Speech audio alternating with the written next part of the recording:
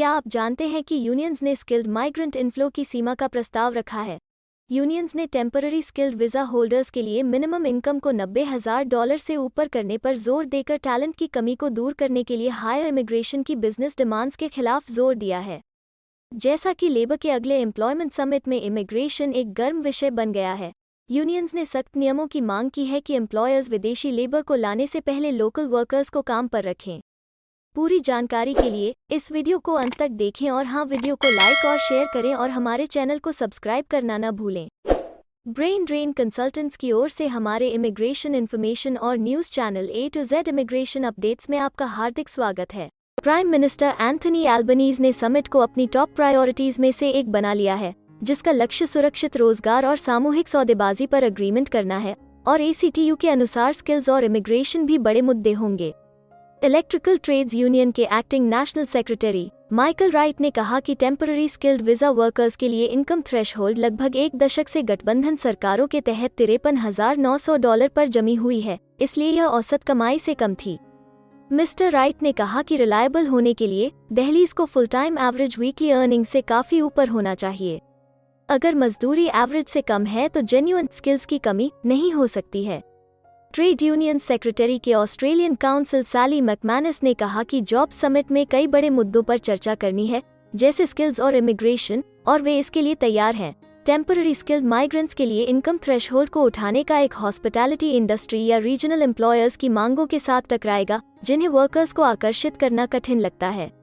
2021 के आंकड़ों के अनुसार हर हफ्ते की फुल टाइम एवरेज अर्निंग्स $1,748 थी और हर साल की लगभग $90,900 थी, और हॉस्पिटैलिटी के लिए सिर्फ $63,336 थे।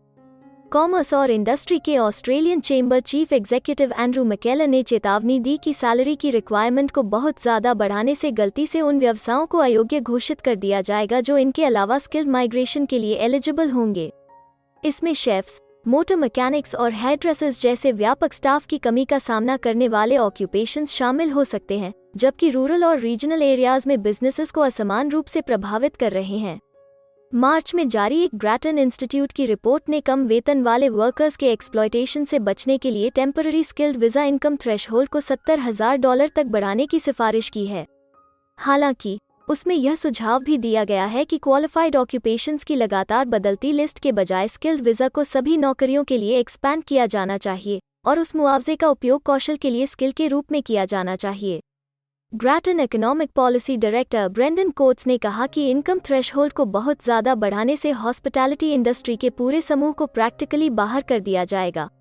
उन्होंने कहा कि अगर टेम्पररी इनकम थ्रेशहोल्ड को बढ़ाकर $90,000 कर दिया जाता है, तो आप आज 60% टेम्पररी स्किल्ड वीज़ा वर्कर्स को बाहर कर देंगे।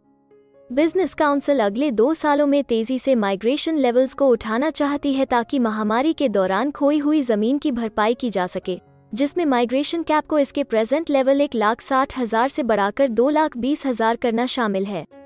BCA ने हाईली स्किल्ड या हायर पेड ऑक्यूपेशंस को लेबर मार्केट टेस्टिंग से छूट देने का भी समर्थन किया है, लेकिन एडिशनल के साथ।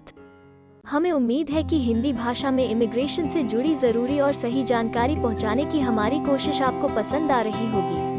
कृपया कमेंट में अपने सजेशंस और फीडबैक्स ज़रूर दें और हमें सपोर्ट करने के लिए हमारे चैनल को लाइक, शेयर और सब्सक्राइब ज़रूर करें। और हाँ, बेल आइकॉन को दबाना मत भूलिएगा। अपना कीमती समय देने के लिए धन्यवाद। एक और वीडियो के साथ आपसे फिर मुलाकात होगी।